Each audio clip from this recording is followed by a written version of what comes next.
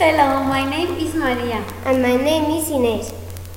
Okay, let's start with the mind map.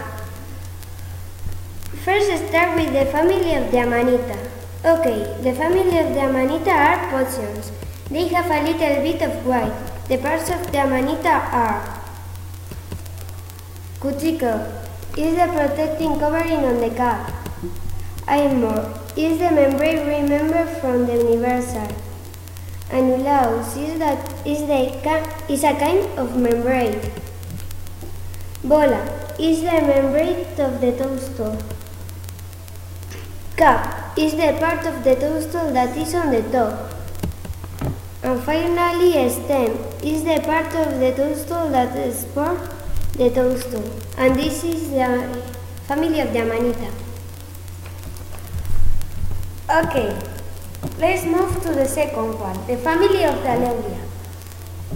Okay, the family of the Aleuria, they are cup-shaped mushrooms.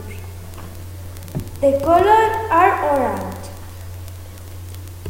Appear this way is fairly uniform, but they grow by different sinuously with soft folds and symmetric heads up behind almost flat.